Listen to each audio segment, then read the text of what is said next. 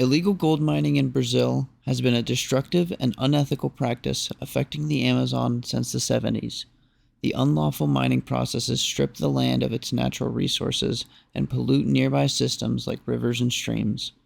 This kind of impact has caused a major humanitarian crisis in places like the Yanomami territory, in which indigenous peoples are fighting off plagues of starvation, malaria, and mercury poisoning whilst fighting off illegal mining camps that are aiming to take their land.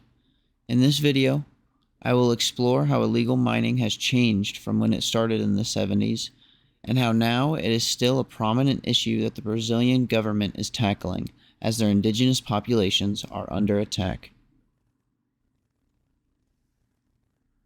When illegal mining began in the 1970s and 80s, Brazil was controlled by a military dictatorship. Under this power, illegal mining was encouraged to improve the Brazilian economy, according to Jonathan Watts from The Guardian. Military dictatorship led to a mass invasion of illegal mining camps into indigenous land. According to the Yale School of Environment, the indigenous group that was the most heavily impacted was the Yanomami people. When this initial invasion began, prompted by the expansion of roads, it brought a massive wave of malaria that killed the indigenous peoples. This is due to the stagnant, still water used for the mining that creates a breeding ground for mosquitoes that carry malaria. This wave of illegal mining also polluted much of the rivers in the Yanomami territory, with chemicals used in the mining and human waste from the mining camps. These illicit mines were eventually pushed out after the dictatorship in Brazil fell, and in 1992, the miners were driven out by the military. Within the past 10 years, however, there has been a rise in illegal mining camps moving back into the Yanomami territory. These criminals have evolved from what they once were.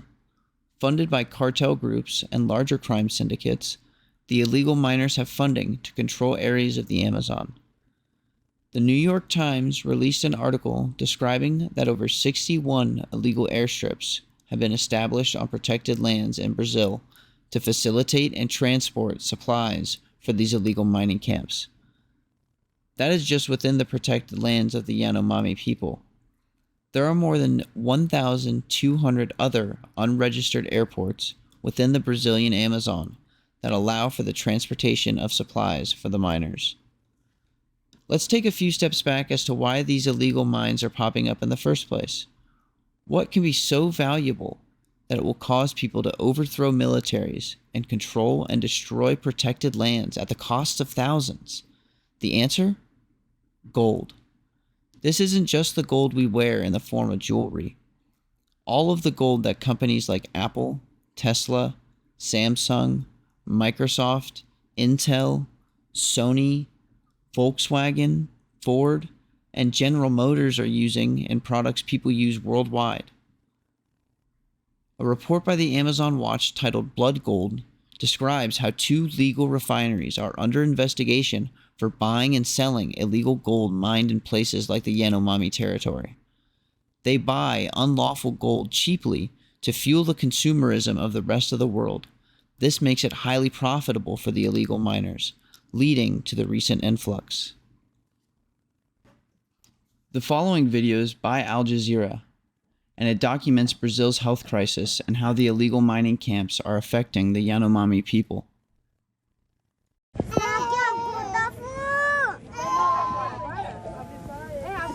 Yanomami children outside the emergency field hospital in Boa Vista, the capital of the northern state of Roraima.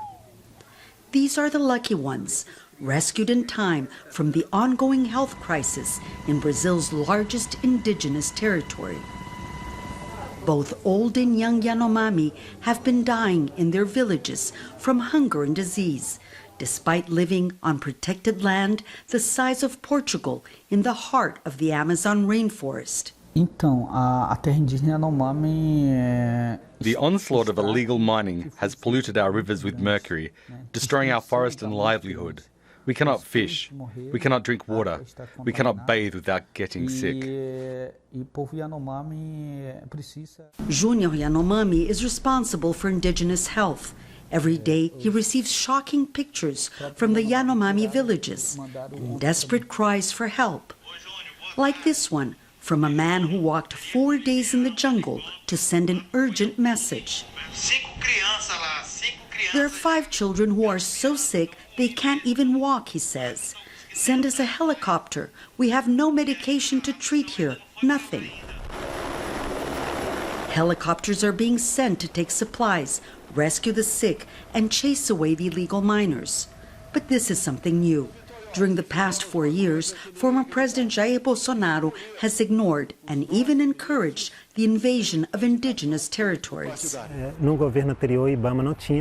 There were many reports that a humanitarian crisis was underway, but the former government dismantled the organization in charge of protecting the rainforest and the indigenous people. We knew what was going on, but were not authorized to act as we should. Now that has changed.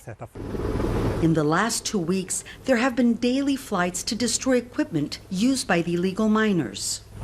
All of these helicopters and small airplanes that you can see here have been used to take supplies, fuel, and food to the illegal miners in the Yanomami territories. Now, they have been apprehended by the federal police and are shown as proof that there are much larger interests at stake and that somebody has been financing this whole illegal gold mining operation. Removing the invaders is only the first step. The biggest challenge will be to keep them out and clean up the rivers they have destroyed. Monica Yanakiev, Al Jazeera, Boa Vista, Brazil. This video helps give us insight into the struggles the Yanomami people face daily and how illegal mining has affected their communities. With the recent rise of illegal mining operations in Yanomami territory, many of the issues that plagued the indigenous peoples before are back. The presence of illicit mining camps has caused violence to break out, as the Yanomami people want to fight to protect their land. This means that they struggle to focus on things like farming and caring for their families, and it's causing many problems like starvation among indigenous communities. In an article by Al Jazeera, they also describe how mercury that is being used in mining processes is polluting rivers and causing birth defects and neurological disorders for indigenous children. In the past 4 years, 570 infants have died of preventable diseases in the Amazon. That is a 29% increase from the prior 4 years. Indigenous peoples have no access to health care, often relying on other nations' efforts to send in medical personnel to vaccinate and treat the ill. The Yale School of Environment's report includes a quote from Junior Hekarurari Yanomami, head of the Yanomami and Indigenous Health District Council, in which he stated, "Everyone is sick. There are severe food problems. The miners have contaminated the water. We need them to leave." The people of the Yanomami are calling for their country's help.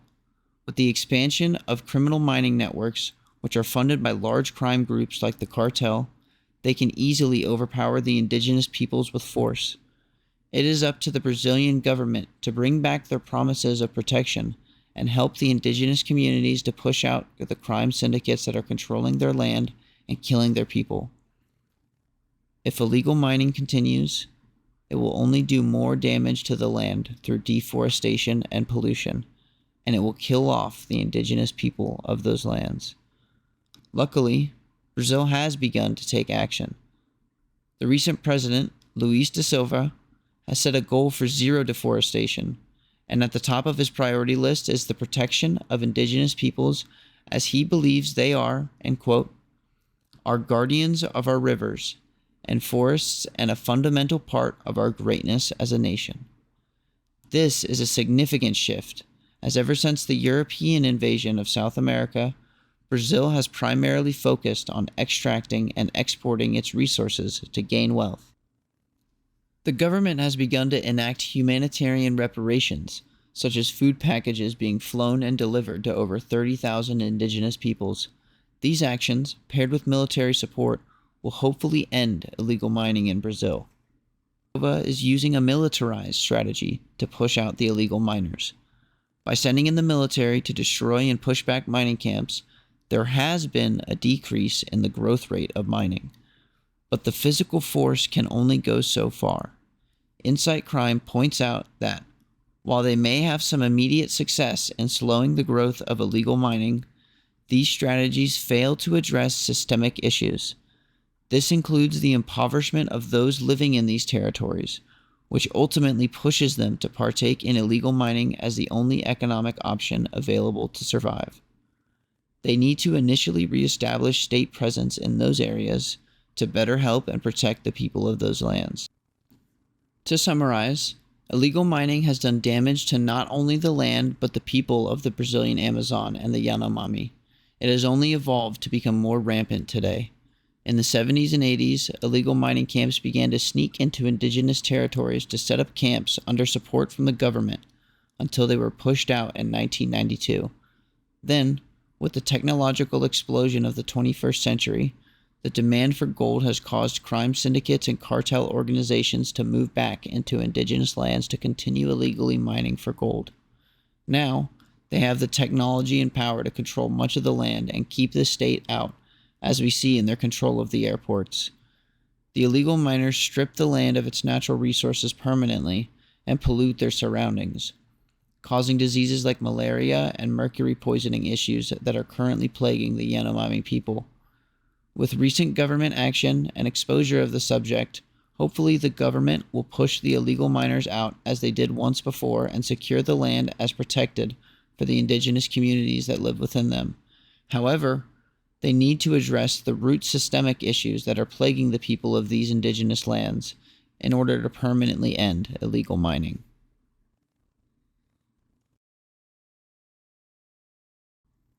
If you stuck around to the end, I just want to say thank you so much for watching. I've really enjoyed this class this quarter and the information I've learned and the ability to look into topics like this. And I've attached all of the sources and credits in the description for this video.